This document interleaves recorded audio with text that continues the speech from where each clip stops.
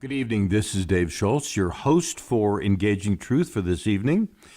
I've got a guest sitting next to me in the studio who we've interviewed before, but we both think it's been a long time ago.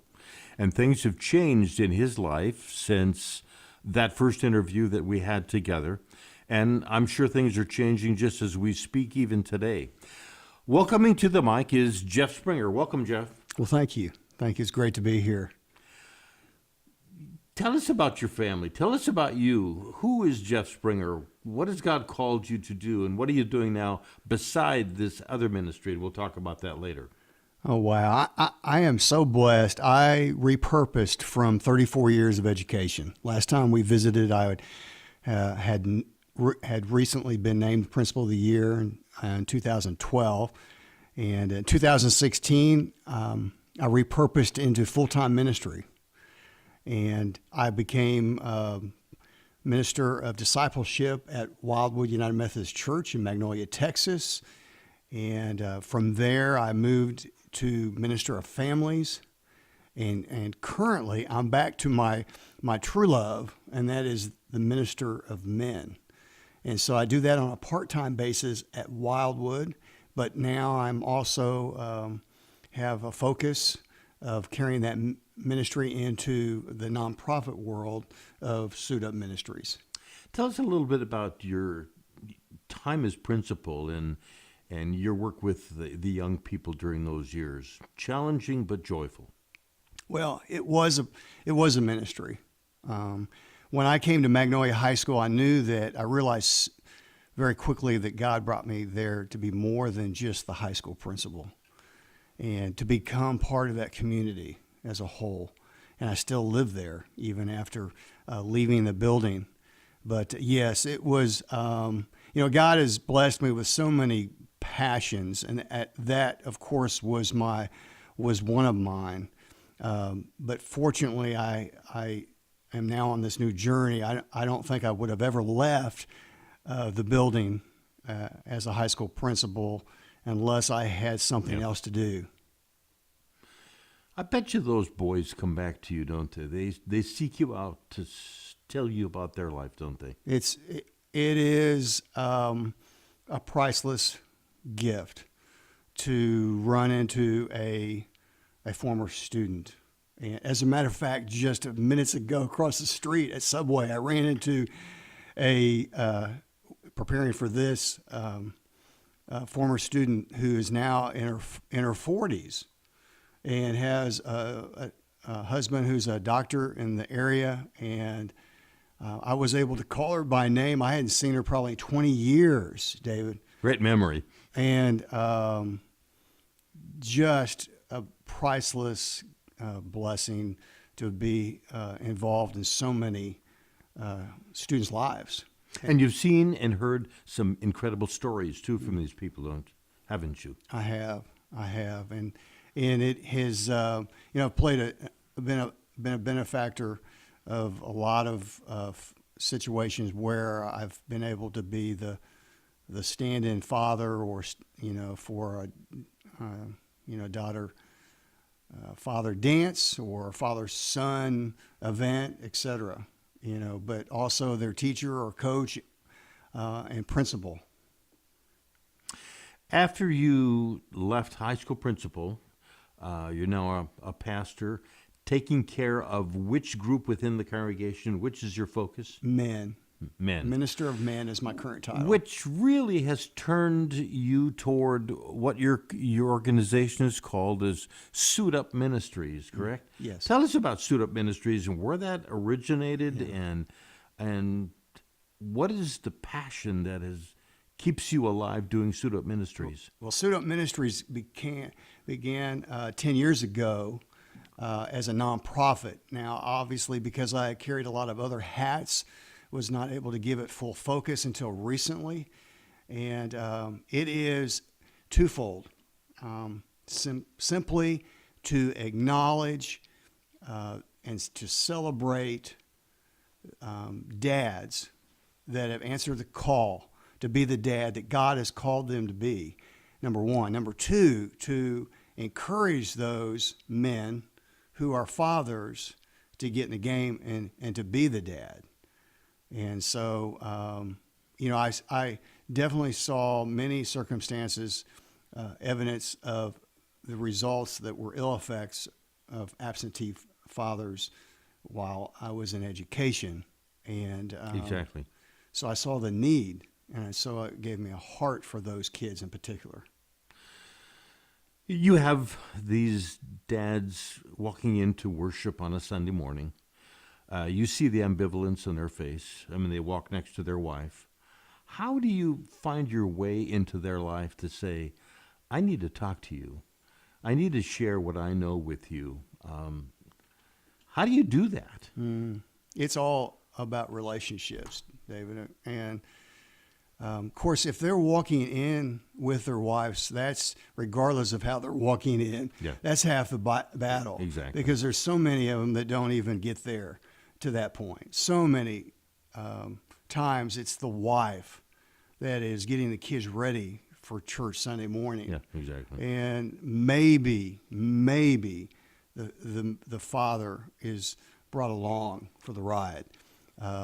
But quite honestly, I speak with a lot of women that deal with the fact that they can't get their husbands to even come to church. Help me with that transitional ministry then. You see a wife that says, I have a wonderful husband, he's great support, but this Jesus thing is not really in his vocabulary.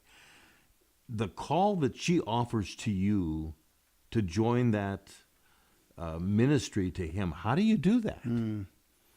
Well, again, it's just seeking opportunities to create a bridge somehow to be someone that would partner with perhaps a man to come alongside him. And my conversation typically with a woman is to continue to to encourage her to pray Exactly. for him, and to continue to do those things that would eventually lead him back. Be a biblical example. There's so many great biblical examples, especially in 1st and 2nd Peter, about that wife. And I guess there would be encouragement that you offer for her too in his behalf. Right. Let's say that you've got a father that has a son that he's been a poor example to, and the wife has told you about that. What do you say to him then? And his kid is going in the wrong direction, and you know it because she's told you. How do you help him? Yeah. Again, just come aside. That those parents, offer resource and the opportunity to be present in that situation. Again, that is sometimes, so often the church is seen as not interested in those scenarios, but just to continue to be available in that situation.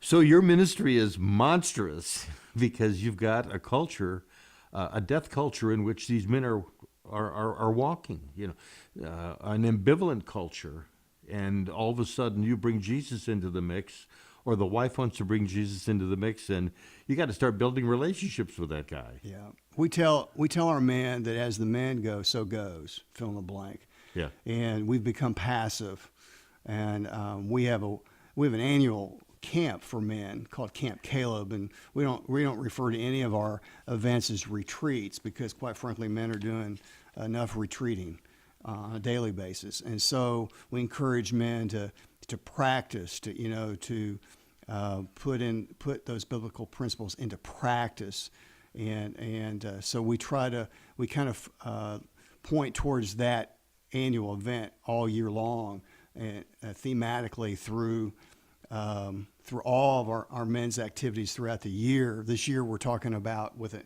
emphasis on being that you are remade through Christ, and that through Christ we are given gifts, and we are given a new song, a new covenant, a new vision, a new start.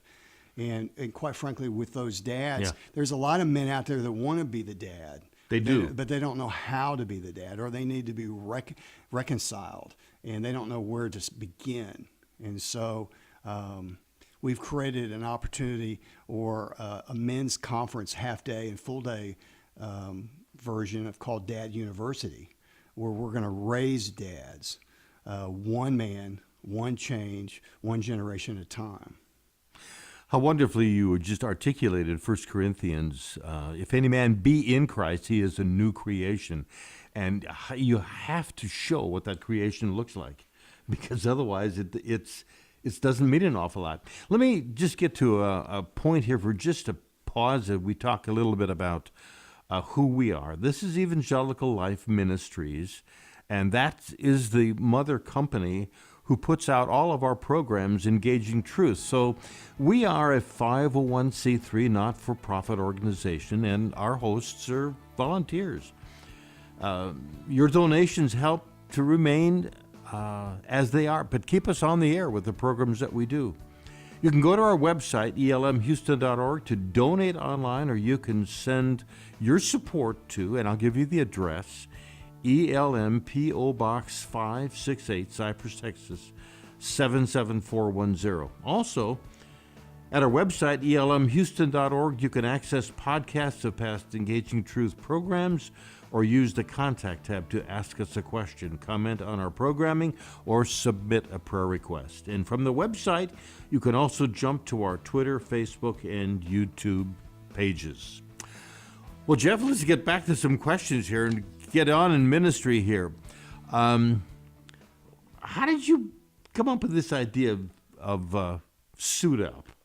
Well, speaking of Scripture, Suit Up Ministries came from Romans 13:12, where Paul says, "The night is almost over, the dawn is almost here, so put away the deeds of darkness and put on the armor of light." And so as a former coach, life is all preparation. He uses all our experiences. There's a parallel there of that armor, or putting on that armor to suit up. Yep. And so we are encouraging our dads, our men, our fathers to suit up for Christ, and again, be that dad that God has called them to be. Our nation is in a crisis, and if we don't get a hold of our men that are fathers to be the dad, we're going to lose our families and we're going to lose our nation. I was just thinking of the great football game that was played yesterday, and how many young men, especially with high incomes, were betting already, on those teams, who would win and who would lose. And I think of these sincere moms that are at home wondering, I wonder if we will have enough money to take care of the family this month. But you deal with all of that, especially from a spiritual point of view, because it's the children that will be a reflection of what Dad does. Talk about the children of those dads that you minister to in such special ways. Yeah, thank goodness that there are ministries in the church that provide a foundation. But I've always said, wouldn't it be amazing if those ministries were more reinforcement versus replacement? Yeah, exactly. And in other words, when the kid came home from youth or children's ministry, that they heard the same thing at home, side by side. And so thank goodness again for those ministries, but unfortunately, when they come home, a lot of times they're not hearing the same thing. Yeah. And so that is the crisis that leads us to the crisis. And if there's a single parent and mostly a single mom, she doesn't have a partner in that endeavor, And a lot of times, as you know, single moms with multiple children, they're just trying to keep the house afloat. Exactly. And sometimes they have two, even if they work out work out of the house. They may have several jobs, and so a lot of times we have kids raising kids, and so a lot of that is lost. So that challenge becomes even greater in those single family homes. And so again, it's not a guarantee that a young man or woman is going to be free from discipline problems outside the home if there's a father there. But the odds say that with two parents, you definitely increase the chances. Exactly. Jeff, what is your current ministry focus? I think we've covered it a little bit, but make it real clear to the listening audience. Yeah, our goal for 2019 is we're going to provide, again, what we call dad universities, dad U's. We have 2 half-day and 2 full-day at 4 different churches in the Spring, Magnolia, Montgomery area. Our goal is to create a groundswell of support, alumni, so to speak, of attendees through these 4 offerings in this what I call the FM 1488 45 corridor. And so that we are strengthening families in Montgomery County.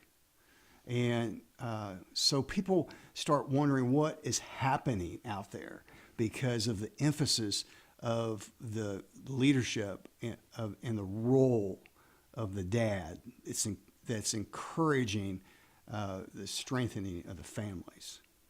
So your attention really is upon those precious dads who really want to make change happen in their life, but really don't know how. Absolutely. And what's unique about Dad University, David, is that there is one of the goals is that we provide at least one relevant message for every father that attends Dad University, which is a huge goal.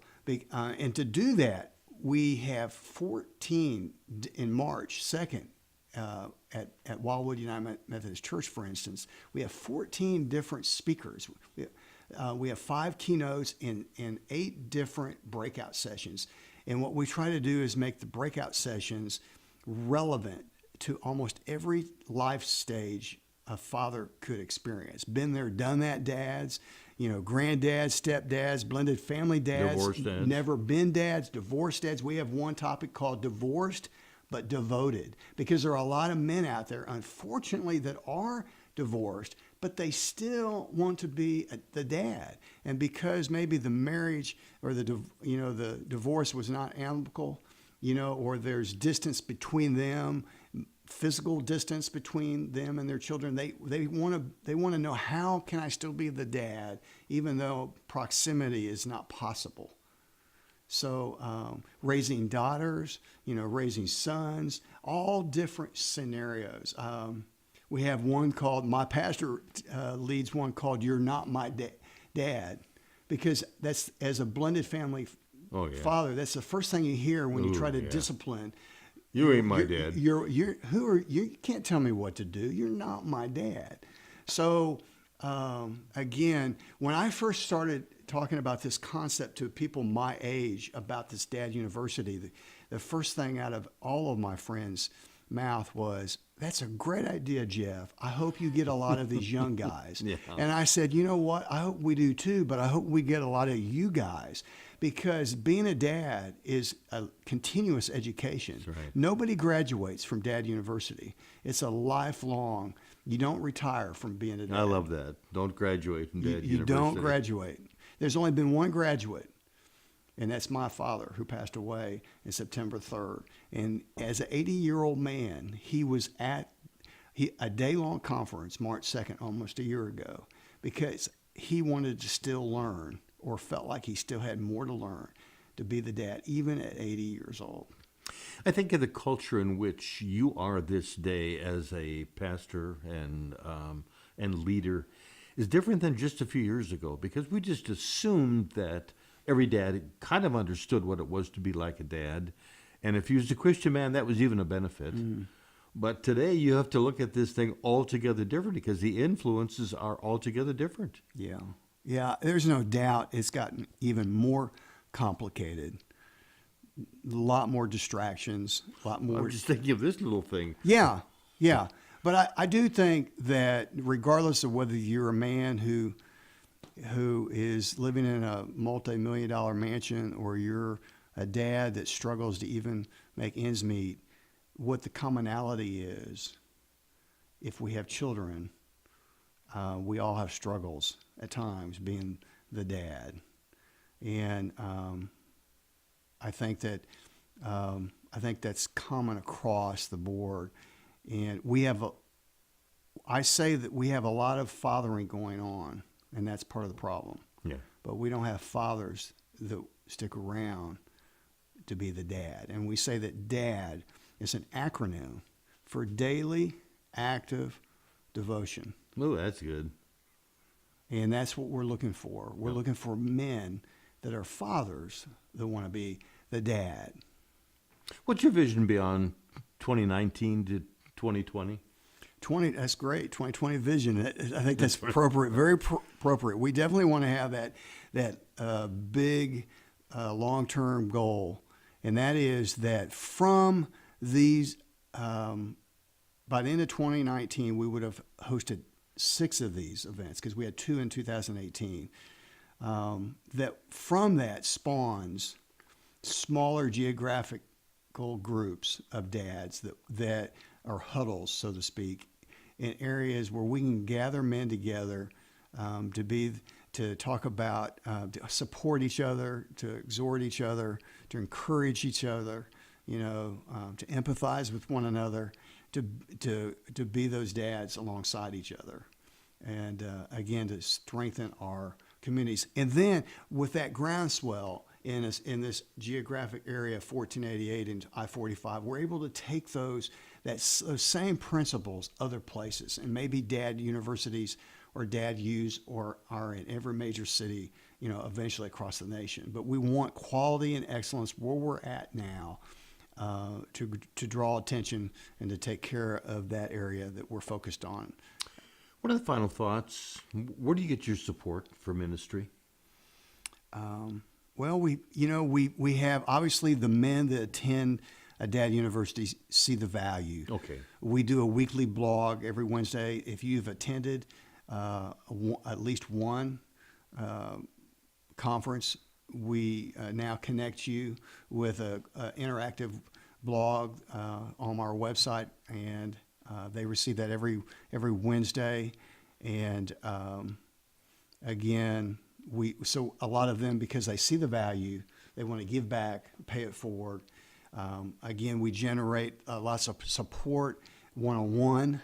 I found out very quickly that ministry is a lot of the ask, which is something that I don't really like to do, but I understand. Yeah. In order to grow your ministry, you have to give people opportunity to participate in that.